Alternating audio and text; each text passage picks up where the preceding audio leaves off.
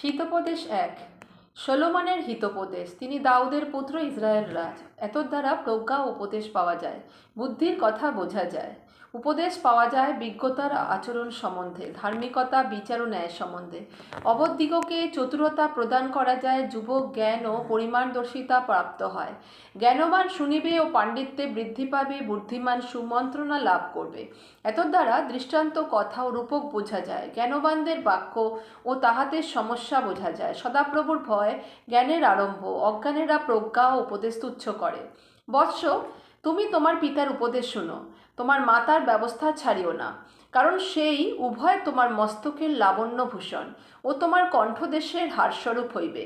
বৎস, যদি পাপীরা তোমাকে প্রলোভন দেখায়, তুমি সম্মত হইও না। তাহারা যদি বলে, আমাদের সঙ্গে আইসো, আমরা রক্তপাত করিবার জন্য লুকাইয়া থাকি, নির্দোষ দিগকে অকারণে ধরিবার জন্য গুপ্ত থাকি, পাতালের ন্যায় তাহাদিগকে জীবন্ত গ্রাস করি, গর্তগামীদের ন্যায় সর্বাঙ্গীন গ্রাস করি, আমরা সর্বপ্রকার বহুমূল্য ধন পাইব, লুটিত দ্রব্যে স্ব গৃহ পরিপূর্ণ করিব। তুমি আমাদের মধ্যে একজন অংশী হইবে, আমাদের সকলেরই এক তোড়া হইবে। বৎস, তাহাদের সঙ্গে সেই পথে চলিও না, তাহাদের মার্গ হইতে তোমার চরণ নিবৃত্ত করো, কারণ তাহাদের চরণ অনিষ্টের দিকে দৌড়ে।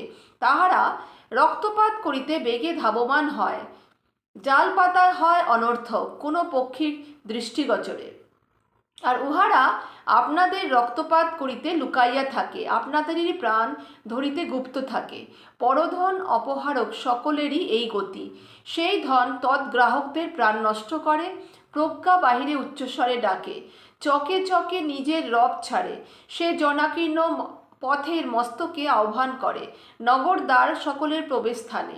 নগরে সে এই কথা বলে, অবধেরা কতদিন নির্বুদ্ধিতা ভালোবাসিবে, নিন্দকেরা কতদিন নিন্দায় রত থাকিবে, হীনবুদ্ধিরা কতদিন জ্ঞানকে ঘৃণা করিবে। তোমরা আমার অনুযোগে ফিরো, দেখো আমি তোমাদের উপরে আমার আত্মাকে সেচন করিব, আমার কথা তোমাদিগকে জ্ঞাত করিব। আমি ডাকিলে তোমরা অসম্মত হইলে, আমি হস্তবিস্তার করিলে কেহ মনোযোগ করিলে না, কিন্তু তোমরা আমার সমস্ত পরামর্শ অগ্রাহ্য করিলে, আমার অনুযোগে কান দিলে না। এজন্য তোমাদের বিপদে আমিও হাসিব, তোমাদের ভয় উপস্থিত হইলে উপহাস করিব। যখন ঝটিকার ন্যায় তোমাদের ভয় উপস্থিত হইবে, ঘূর্ণবায়ুর ন্যায় তোমাদের বিপদ আসিবে, যখন সংকট ও সংকোচ তোমাদের কাছে আসিবে, তখন সকলে আমাকে ডাকিবে, কিন্তু আমি উত্তর দিব না। তাহারা সযত্নে আমার অন্বেষণ করিবে, কিন্তু আমাকে পাইবে না, কারণ তাহারা জ্ঞানকে ঘৃণা করিত, সদাপ্রভুর ভয় মনোনীত করিত না, আমার পরামর্শে সম্মত হইত না, আমার সমস্ত অনুযোগ তুচ্ছ করিত।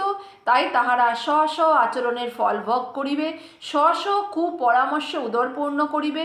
ফলে অবধ্যের বিপদ গমন তাহাদিগকে বধ করিবে।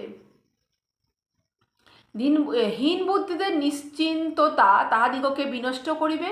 কিন্তু যে জন আমার কথা শুনে সে নির্ভয়ে বাস করিবে, শান্ত থাকিবে, অমঙ্গলের আশঙ্কা করিবে না। আমেন। প্রভুকে অনেক ধন্যবাদ এই বচনের জন্য।